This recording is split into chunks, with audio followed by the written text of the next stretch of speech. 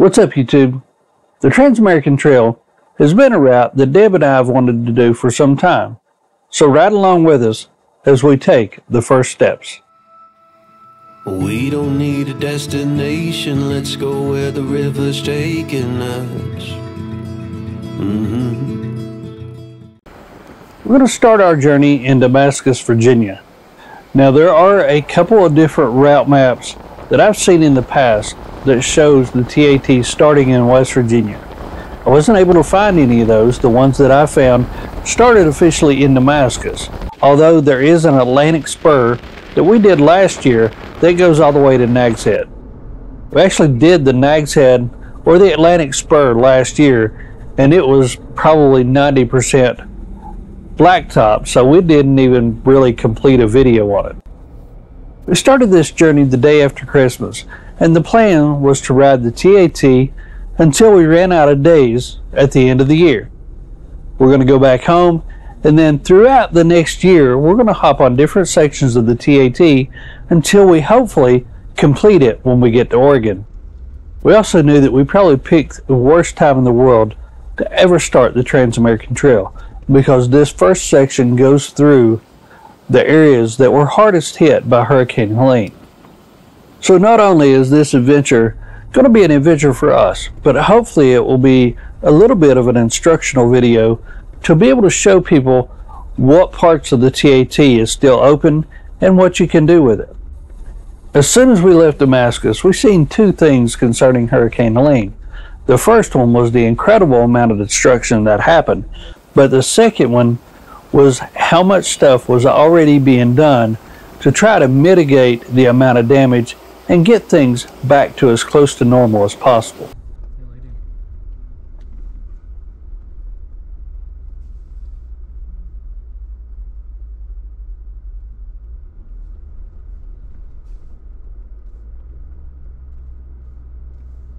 We've gotten a pretty late start on the trail, and it wasn't long before the beautiful Tennessee sunset was starting to peek over the mountains.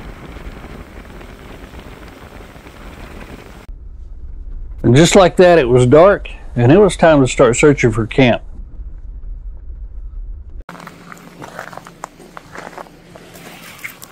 Yeah, I don't think we were getting through that one. And that's why you don't bomb these trails in the dark.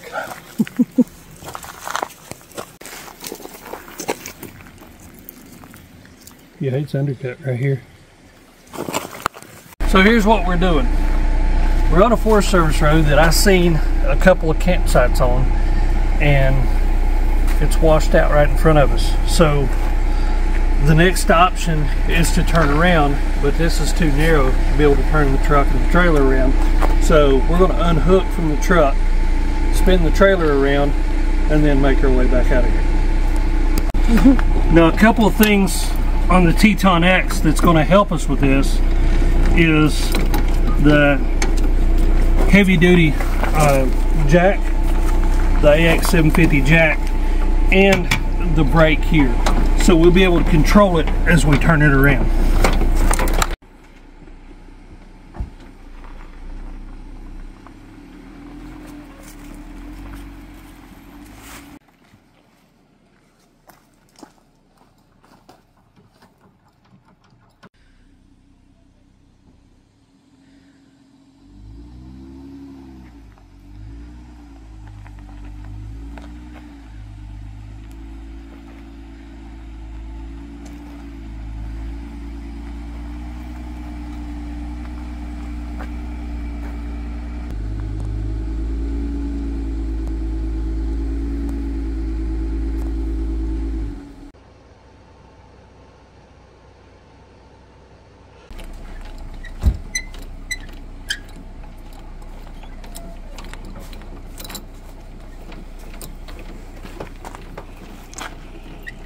Go ahead. Okay. Yeah.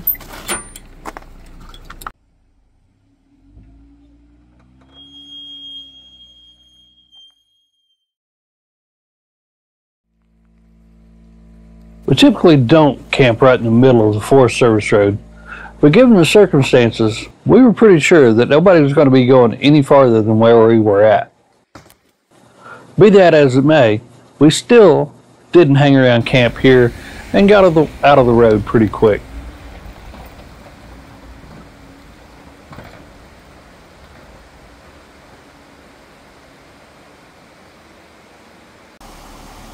By the time we had found camp last night, we had made it out of Virginia and was now into North Carolina.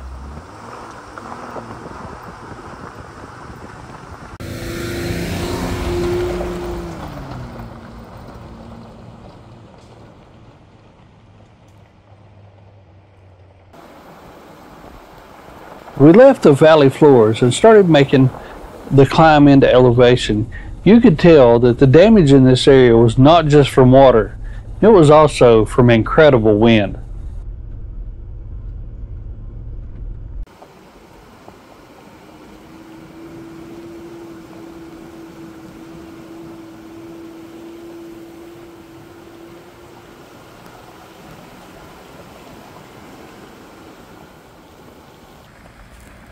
They're coming.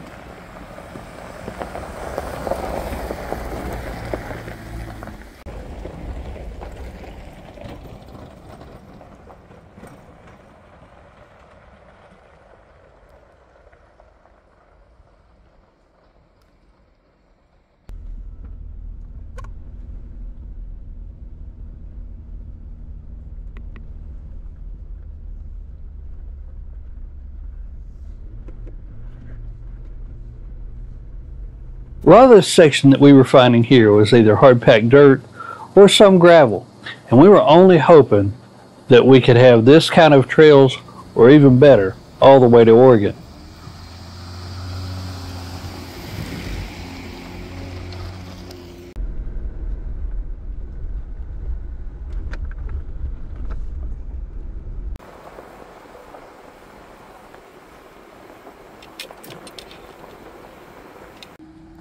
We really enjoy traveling through this area in the wintertime. Not only does it give you a little bit of reprieve from the heat and the bugs, but it also gives you a lot of visual sightlines that you can't see when everything is so green. We really enjoy seeing all the different textures and the twists and turns of the landscape and all the rock formations.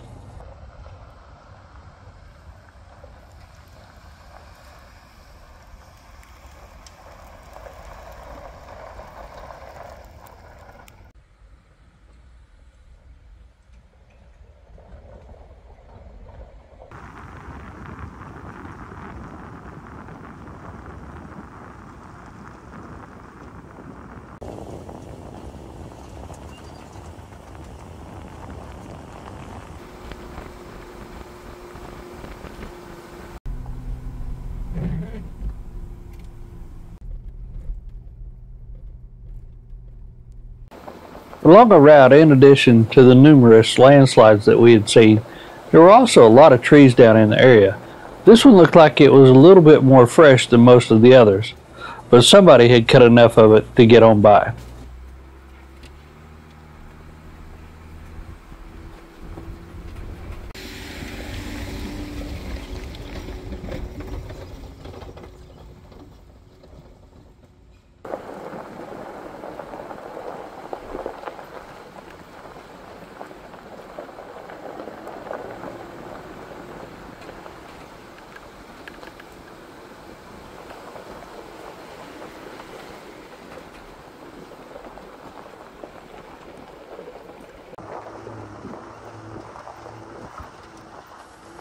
As we got further down into North Carolina, in the Pisgah National Forest, we started running into more problems. So we are here, and it looks like the route that takes us up to Linville is closed. Well, we took a look at the map, and we're here. This route's closed, this route's closed. This route doesn't go anywhere but just up on top of the mountain. So we're going to have to backtrack all the way out. We've compared it with our other map that has all of our stuff on it, and there's just no other way out of here rather than the backtrack. So we're going to come here, we're going to go down this way, we'll have to circle around and come back up North Carolina 105. We're going back here to this campsite. Are we staying back here? No. Oh. You just want to see what it looks like? Just want to see what it looked like. Figures be a good spot to get him out for a minute and to get our tea. Get our tea. Yeah. You can probably see from the Gaia map that we were showing just a minute ago, there are all kinds of campsites in this area.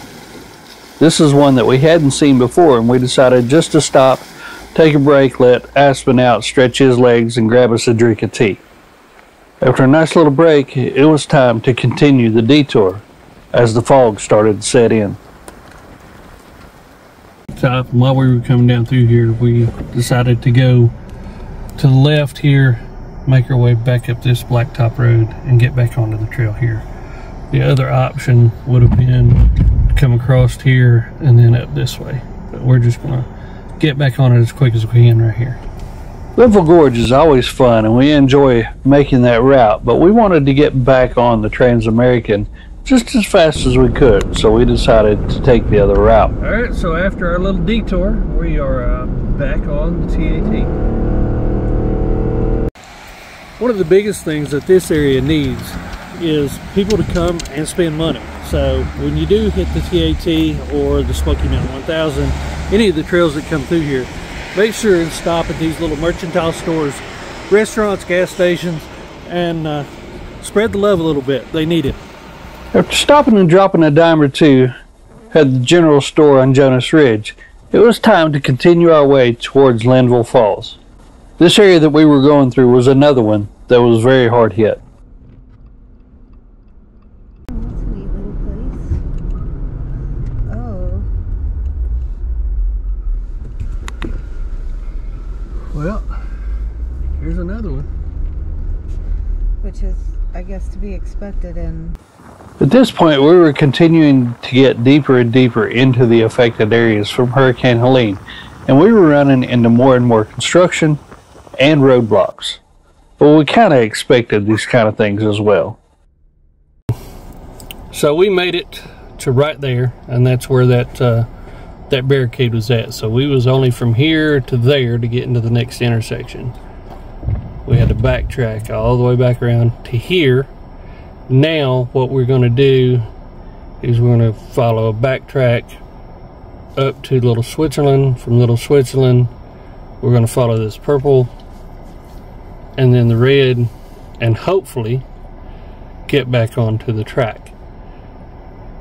If not, then we're going to have to follow this purple line down and go all the way around to here to come back up. Well, let's go try it. Let's do it. This one. We checked out the map, put a game plan together, and started its execution. We had no idea just how many more roadblocks we would ultimately end up finding. Yeah, so depending on what way you travel. Yeah, so that section there between there and Linville is closed. Yeah.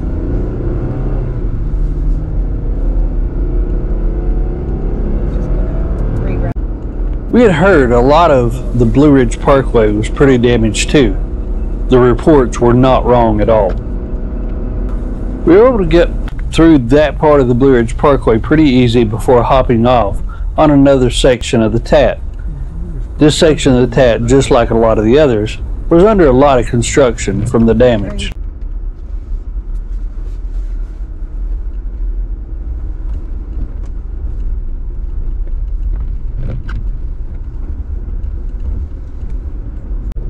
Here we were not far at all from Little Switzerland. It's quite a bit of elevation. The further we climbed, the deeper into the clouds we got.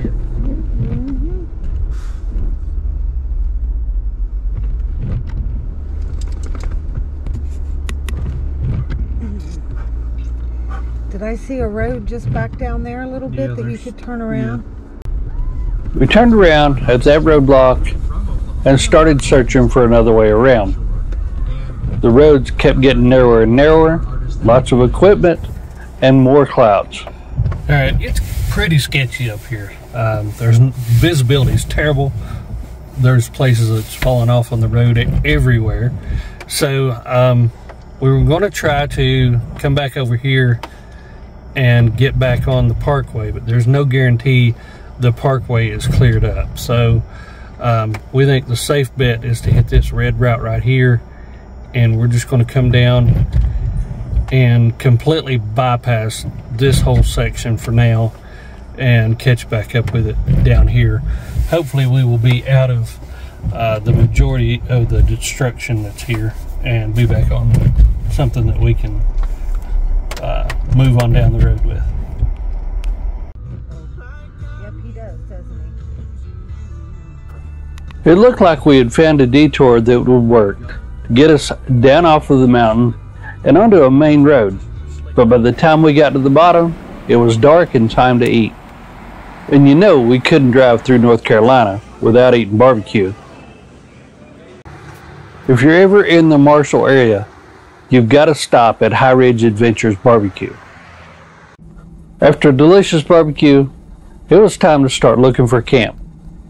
We normally try to find camp around 6 o'clock in the evening. Now with the winter time, of course that's going to be dark, but you're maximizing your amount of daylight.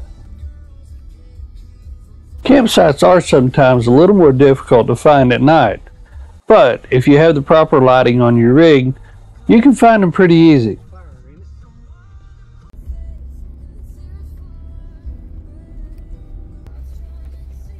Here's an idea of the difference between having our lights on and having them off.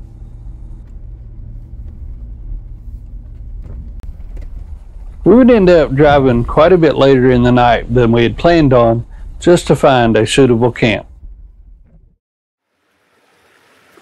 The next morning, we realized just how cool of a camp that we had found.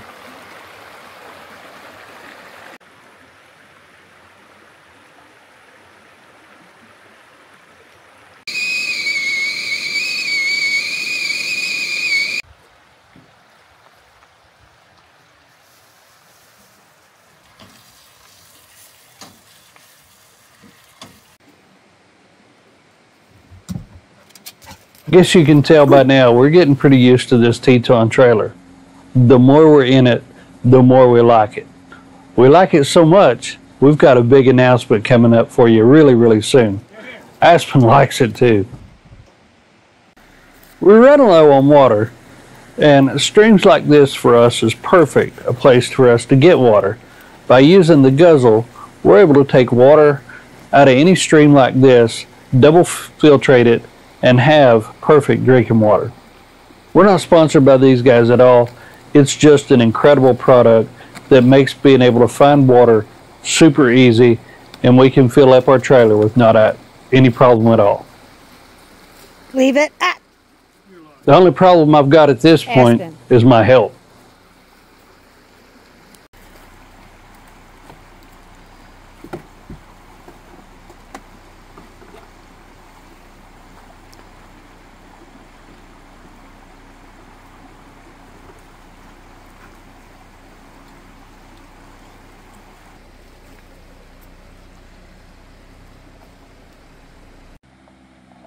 We shut down camp, topped off with water, and was on the move again for the day.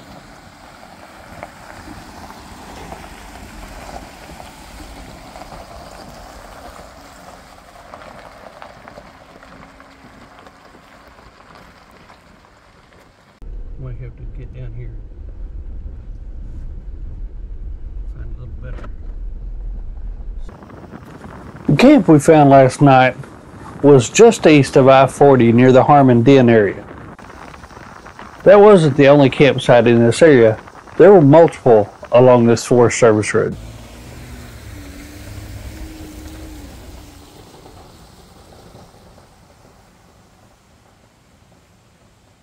It didn't take long to make it to I-40, and the plan was just to cross under it and make our way on up towards Buzzard Roost. Southeast Texas. That included this one in the community of El Campo, and this one that storm chasers caught in Dayton, just to the northeast of Houston. You can see right there where it touches down. It's closed down here. Yeah. yet another detour. We made it to right here. This section is Buzzard Roost, and that takes you down towards Maggie Valley. That's closed there at the river, so we're going to have to hit the interstate. The only option we've got is to make it down to here and get back on the tap. Instead of crossing under 40, we had to travel along 40 for a few miles to where we could get off and then the Maggie Valley exit and try to hop back on the Trans-American Trail.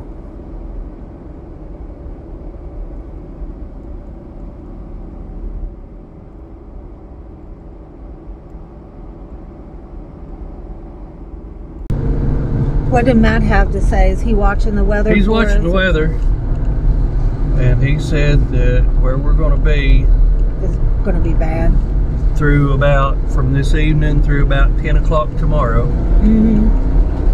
Depending on where we are. Okay. And then that little waterfall coming out. Made wrong turn. Well, that one was blocked down there. It was. I thought it said no entrance. It was right. The turn that I had missed was another one that was blocked off. Okay, so the Trans-American Trail file that I have shows us going up that road right there. You can see by the picture here, it says do not enter private road, no through traffic. So apparently there's been some changes on the road legalities as far as this section of the TAT. With that said, we're going to have to come all the way back down here and come down and back around to Maggie Valley to get on the trail that way. We have the severe thunderstorm. So not only do we keep a close eye on weather and things like that while we're out, we have a lot of friends that also watch the weather and know kind of where we are, and they reach out to us too. We do appreciate it. We really do. The reroute that we had to take for this one took us right through downtown Maggie Valley. Got a lot of little neat places down here. Yes. Just outside of Maggie Valley, the trail had us hopping back on the Blue Ridge again. Yeah, this is Blue Ridge. Closed. Video. I can just do it on this. Alright, so here's another closed section of the parkway, so we're going to have to find another detour. We were able to find another detour, and it was actually a little bit better than the parkway, I think, because it was gravel and dirt.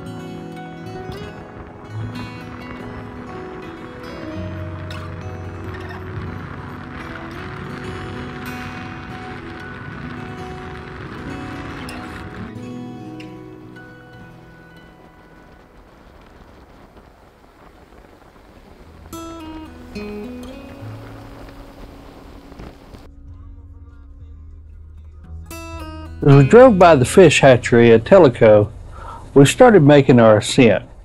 We would soon be losing sight of houses and more into the mountains.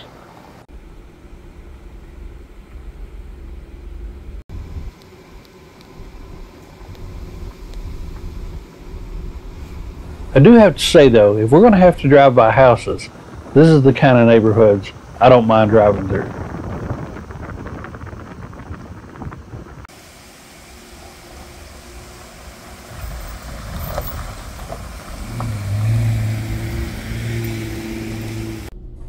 We crossed the Tellico Gap in the fog once again, but on the way back down the other side, we drove by the White Oak Falls and then ultimately turned left along the Nantahala River.